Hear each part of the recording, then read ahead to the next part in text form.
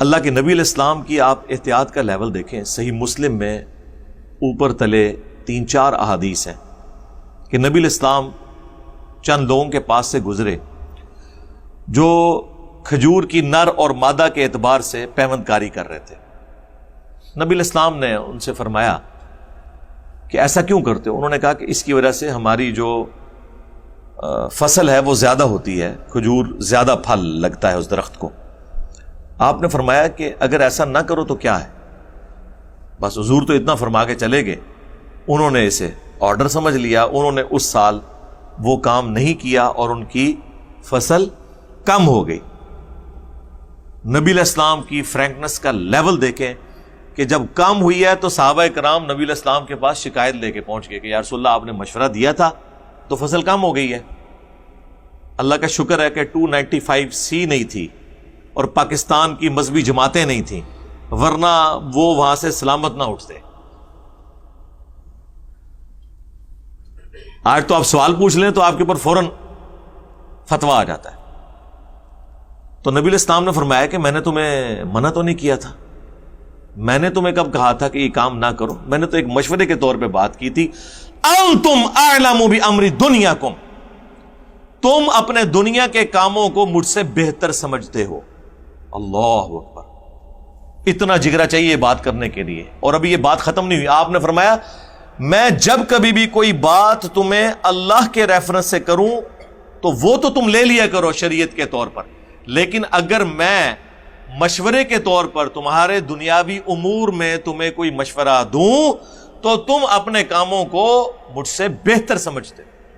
یہ اکثر لوگ پوچھتے ہیں نا جی نبی علیہ السلام نے ایٹم بم کا طریقہ کیوں نہیں بتایا؟ اس لیے کہ نبی علیہ السلام کو نہیں سکھایا گیا تھا اور نہ یہ آپ کی ضرورت تھی اور نہ آپ کو یہ فارمولا E=mc² نہ پتا ہونے سے کوئی آپ کا مرتبہ کم ہو گیا ہے، کیونکہ آپ ہدایت کے امام ہیں. یہ آپ سمجھیں، آپ ہمیں یہ چیزیں سکھانے نہیں آئے ہیں. ہاں قرآن سائنٹیفک فیکٹس کے ساتھ ڈیل کرتا ہے، لیکن قرآن سائنس کی کتاب نہیں ہے، یہ سائنس کی کتاب ہے. اللہ کے فزیکل فینومینا آف نیچر جو ہے ان کی کتاب ہے. فیکٹس آئے ہیں لیکن یہ انسانیت کے لیے ہدایت کا سبب بن کے آئی ہے تاکہ ہر زمانے کے لوگ اسے ہدایت حاصل کریں. باقی نیٹی گریٹیز نہ نبی علیہ السلام کو اللہ نے بتائیں نہ صحابہ کو بتائیں، وہ اللہ تعالیٰ وقت کے ساتھ ایکسپلور کرے گا، وہ سائنس کی برکت سے ہو رہی ہے. تو نبی علیہ السلام فرما رہے ہیں کہ تم دنیا کے کاموں کو مجھ سے بہتر سمجھتے ہو. آپ اندازہ کریں امام نووی نے، جنہوں نے صحیح مسلم کے باب باندھے تھے آج سے 800 سال پہلے، انہوں نے اس کے اوپر باب باندھ دیا ہے کہ نبی علیہ السلام کی اطاعت اور اتباع کن کاموں میں کی جائے گی، کس میں نہیں کی جائے گی. لا 295C امام نووی ہوتے. اس زمانے میں چیزیں ڈسکس ہی نہیں ہوتی تھیں کہ کوئی علمی بات کرنا کبھی گستاخی بھی ہو سکتا ہے. یہ ساری علمی ڈسکشنز ہوتی ہیں جن کو یہ پکڑ کے گستاخیاں بنا دیتے ہیں. کیوں؟ ان کے نزدیک اصل میں جو ڈاکٹرن ہے وہ جذباتی ڈاکٹرن ہے، چاہے وہ آپ کی عقل میں آئے یا نہ آئے، قرآن و سنت کے مطابق ہو یا نہ ہو، جذباتی ڈاکٹرن کو لے کے چلنا ہے.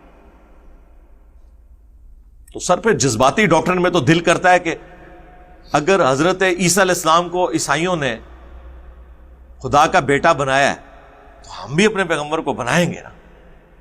دل تو پھر یہی کرتا ہے، لیکن نہیں، قرآن ہمیں روک رہا ہے.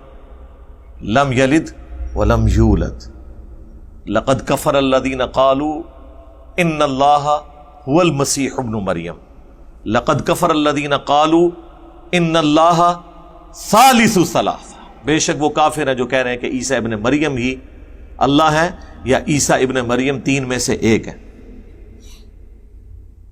اور صحیح بخاری میں حدیث ہے، دیکھنا میری شان کو اس طرح بلند نہ کرنا جس طرح نصارہ نے اپنے پیغمبر کو بڑھا دیا.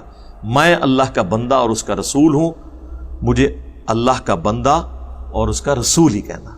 محمدن عبدہ ورسولہ. صلوا علی محمد وآل محمد.